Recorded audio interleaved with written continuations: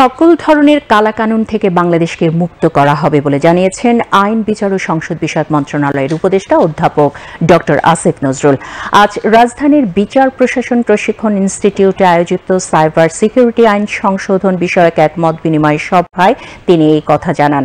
সভায় তথ্য ও সম্প্রচার মন্ত্রণালয়ের উপদেষ্টা নাহিদ ইসলাম বলেন, সাইবার সিকিউরিটি আইনকে রাজনৈতিক হাতিয়ার হিসেবে ব্যবহার করেছে ফ্যাসিস্ট আওয়ামী লীগ সরকার। রিপোর্ট আরিফিন মাসুদের।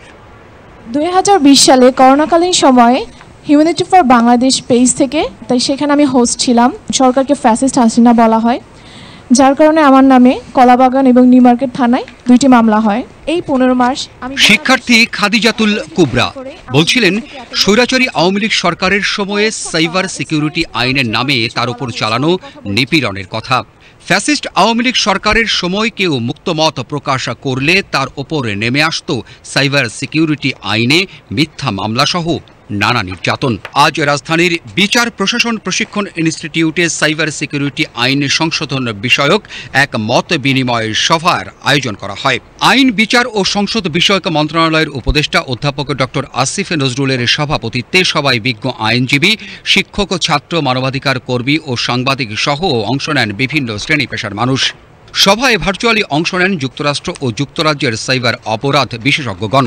আলোচনায় অংশ নিয়ে বক্তারা বলেন, ফ্যাসিস্ট আওয়ামী লীগ সরকার আইনটি অপব্যবহার করে ক্ষমতাকে করেছে আরও কুক্ষিগত।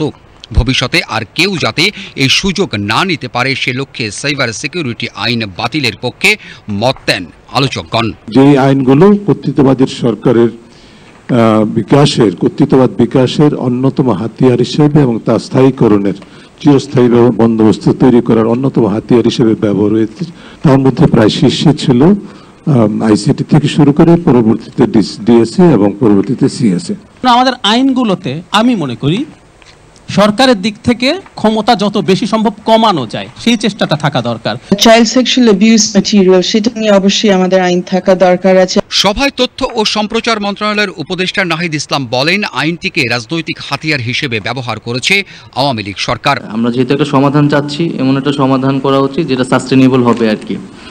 এখন আসলে ততদিন পর্যন্ত এই আইনটার কি হবে, এই সিদ্ধান্তটা আমাদের ইমিডিয়েটলি নেওয়া উচিত। আমরা সংশোধন করি বা নতুন করেই করি, কিন্তু এখনো তো এই আইনটা আছে।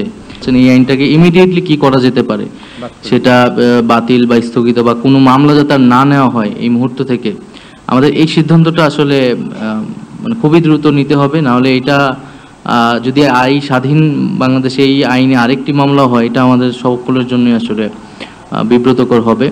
সাইবার সিকিউরিটি আইন বাতিলে আরও পর্যালোচনার পর সিদ্ধান্ত নেওয়া হবে উল্লেখ করে আইন বিচার ও সংসদ বিষয়ক মন্ত্রণালয়ের উপদেষ্টা অধ্যাপক ডক্টর আসিফ নজরুল বলেন, সকল ধরনের কালা কানুন থেকে মুক্ত করা হবে বাংলাদেশকে। আমরা ডিজিটাল সিকিউরিটি অ্যাক্টের ক্ষেত্রে এই প্রসেসগুলো ফলো করার চেষ্টা করব। আমাদের গুড ইন্টেনশন আছে, আমাদের মধ্যে সবার মধ্যে ঐক্য আছে, আমরা জানি কি করতে হবে, কিভাবে করতে হবে, সেটা নিয়ে আমাদের আরেকটু আলোচনার প্রয়োজন আছে।